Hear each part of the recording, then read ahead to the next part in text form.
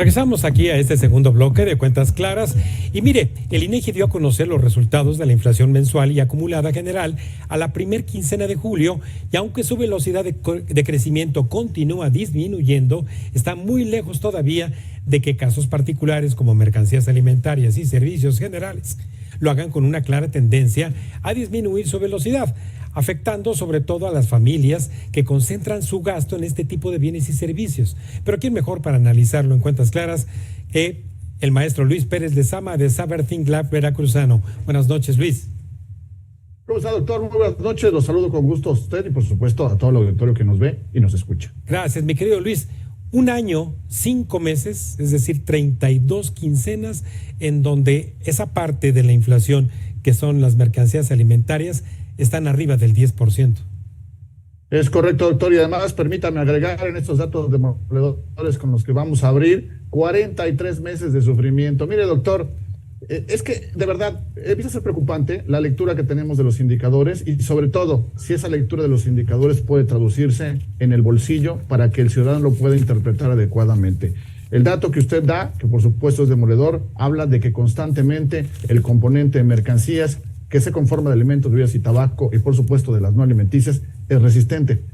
Pero de ese hacia el universo de los 43 meses que ya llevamos padeciendo este escenario, doctor, no hemos visto mejoría. A ver, el subyacente cuando empezó este asunto del que hablamos en 2020, pues traía un 3.64 de resultado, que si bien ya nos dejaba insatisfechos en los bolsillos populares, pues hombre, hoy que estamos en niveles de 6.76, pues literalmente lo hemos duplicado. Y si nos vamos ya a los componentes, como usted mismo menciona, en mercancías, alimentos y bebidas, pues bueno, continúan en un escenario duplicado. ¿Por qué hacemos esta analogía tanto del corto plazo que usted propone como el de largo plazo que acabamos de mencionar? Doctor, porque independientemente del resultado, del indicador, del número que veamos que hoy es un número que pudiera ser, no sé, animador o optimista para los mercados, 4.79 en el INPC, en la realidad, doctor, es que seguimos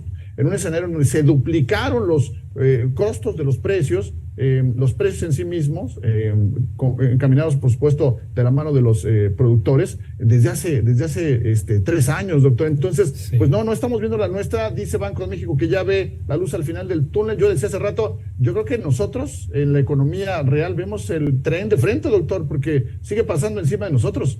Sí, Luis, mira, justamente una de las fieles seguidoras del programa me contactó hoy por Twitter y me dice, a ver, oiga, bien había advertido su invitado, el maestro Luis Pérez Lezama, que donde no veríamos que se detendrían el crecimiento de los precios serían en esas mercancías alimentarias, mermeladas, azúcar, mayonezas, café, todo lo que pasa por el consumo de gas.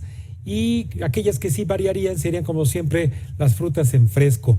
Quiere decir entonces que todos estos paquetes de alimentos procesados ya se quedaron ahí sus precios, mi querido Luis, si es que dejan de crecer. Doctor, hay dos ópticas y dos enfoques para verlo. Por un lado, no hay que perder de vista que el crecimiento en México, y el auditorio nos dirá qué tiene que ver, y ahora explicamos, está desincronizado y va más lento. Es decir, el rebote, este crecimiento que tenemos por ahí del 4%, está, insisto, a destiempo con el resto del mundo. Ya el resto del mundo empieza a observar menor crecimiento y menor consumo, entendiendo que el consumo es lo que finalmente impulsa en mayor medida, no exclusiva, pero impulsa, ¿no? Entonces, en México estamos viendo, y lo hemos venido mencionando en Cuentas Claras, un consumo como si no hubiera mañana. Por supuesto, el consumo primario, el consumo más importante, está enfocado en mercancías, alimentos, bebidas, tabaco, no alimenticias y sobre todo servicios. ¿Por qué? Porque servicios es el sector que faltaba por detonar, que faltaba por explotar tras el COVID. Nuestro paquete de PIB, nuestra estructura del PIB, pues prácticamente el 65% de la actividad económica en México está enriquecido justamente por servicios, que ahora, pues bueno, vive de la mano de alimentos y bebidas, pues porque bueno, están asociados unos con otros junto con mercancías. Entonces, todo el sector servicios y los alimentos y bebidas que van dentro del subyacente componen esta fuerza reactiva a destiempo de impulso. Estamos viendo, por ejemplo, indicadores mensuales de consumo privado, donde se observa pues que el consumo no se detiene, la gente seguimos comprando, vamos a los supermercados, a los retailers, a los minoristas, y seguimos acumulando pues inventarios que trasladamos de las tiendas a nuestras casas y no siempre los consumimos. Ahora, doctor, hay que agregar que la razón que nos preocupa es que normalmente en el subyacente veíamos que había dos afectaciones o dos impactos muy claros, que era impuestos y tipo de cambio. Y estos dos variables, fundamentalmente el tipo de cambio, está jugando en nuestra contra, porque estamos viendo, y esto puede explicar o resolver la pregunta que usted plantea sobre mercancías, mucho importado, doctor. Un incremento prácticamente 12.4 contra el año pasado en el porcentaje de compra o de consumo importado. Entonces, ahí se nota de específico que lo que se consume en términos de empaquetado, que lo que se consume en términos de minoristas, pues es en su mayoría, insisto, aquello que viene del extranjero, porque en teoría viene más barato. Pero si entonces sumamos el tema de comprar aquello que en teoría puede venir más barato, pero compramos en mayor volumen y lo sumamos con los servicios, pues ahí está la explicación de por qué se resisten esos 10%, 8%, 6% y no ceden, doctor. O sea, de verdad es increíble encontrar los supermercados llenos y también ver las filas virtuales para comprar boletos de conciertos, donde finalmente, pues esto es una locura de consumo, doctor. Ahora, un buen componente también de la oferta que nosotros vemos en el mercado para consumir bienes y servicios proviene de empresas que hacen uso del crédito, y ese costo del crédito ha aumentado con las tasas que ha incrementado el Banco Central para intentar frenar la demanda de dinero y con ello la inflación. Entonces, este impacto de la política monetaria, a la cual tú también le llevas seguimiento, es también de mediano plazo, es decir, esperaremos niveles de inflación en la meta del Banco de México hasta el 2024. Mire, doctor, con la congruencia que nos ha caracterizado y ahora que estamos de celebración, aprovechando justamente el momento para externarla al equipo de Cuentas Claras. Gracias. A ver, llevamos aquí mucho tiempo, gracias al favor de su atención, diciendo, Banco de México fue muy contemplativo. Sé que suena imponente hablar de una cifra superior al 11% en tasa de interés. Siempre lo dijimos desde hace tiempo, la tasa de interés en México debió haber estado más alta, la tasa terminal debió haber sido más alta, y mucho tiempo antes. Lo que estamos observando ahora, sí, por supuesto, es el nado de muertito del Banco Central, cuya mejor estrategia para bajar la inflación en 2020 fue justamente los choques de oferta y demanda, y hoy nuevamente la mejor estrategia para bajar o para que la inflación ceda, pues sigue siendo pues echarle ojo, nadar de muertito y esperar que el ciclo económico mundial ceda. Vamos finalmente a encontrar paz, sí va a haber un proceso menos agresivo de formación de precios porque es coincidente con el ciclo económico. Pero lo que es importante decirle al auditorio es cuánto se ha tardado. Cuando hablamos de este 4.79 de inflación en la primera quincena del mes, pareciera que pasaron 15 minutos y que estamos de pronto exagerando y que los precios no ha pasado tanto tiempo que subieron. Vuelvo a repetir, el tiempo ha sido mucho y el bolsillo ha sido vulnerable. Doctor, el tema del crédito es justamente uno de los motores junto con remesas y subvenciones, y bueno, por supuesto las ayudas, claro, que sigue motivando el consumo y por la cual, de acuerdo a los datos que revisamos, no vemos que en el corto plazo se vaya a frenar el consumo.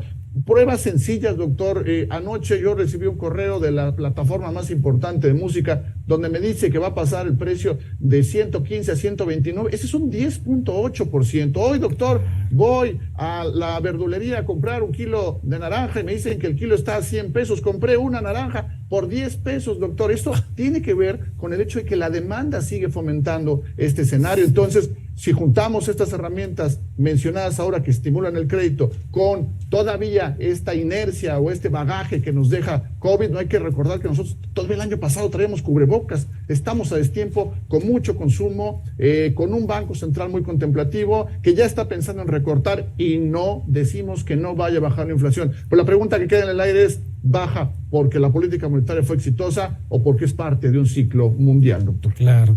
Luis, finalmente, tú bien has advertido de que hemos consumido y consumimos como si no hubiera mañana. En ello, en esa inyección justamente de consumo, ¿cómo impacta el alto volumen, por ejemplo, de remesas que llegan?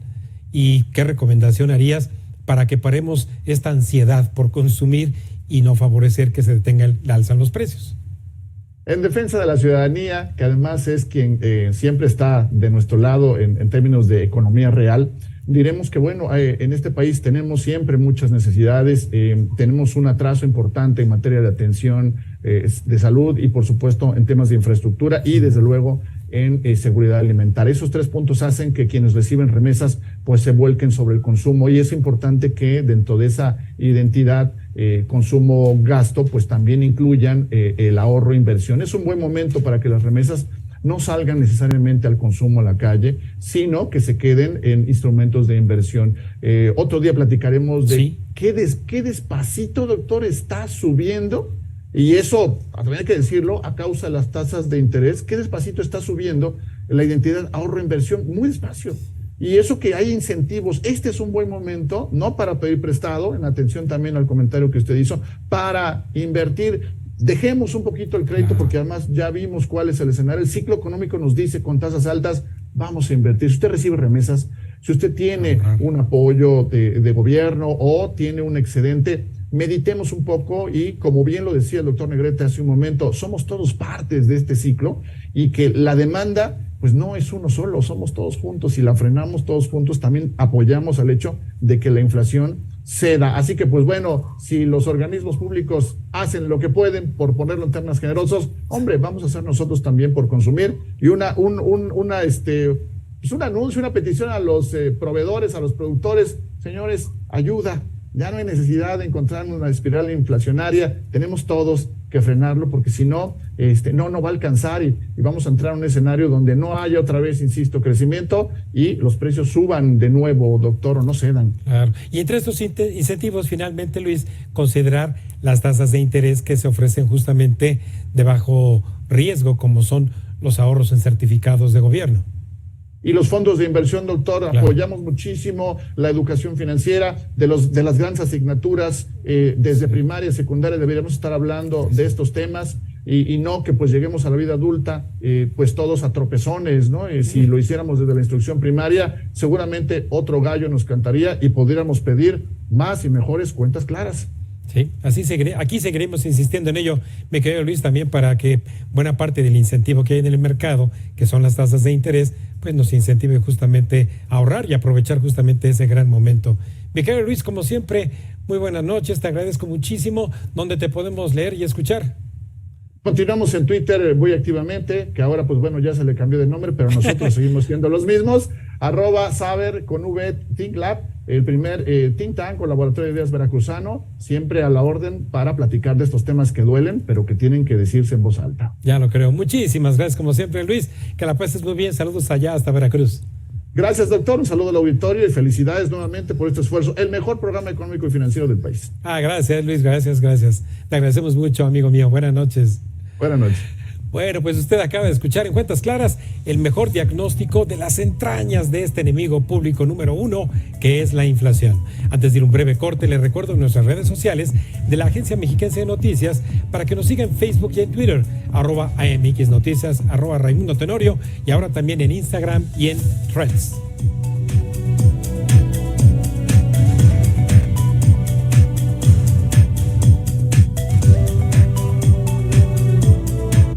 Estás viendo Cuentas Claras con Raimundo Tenorio.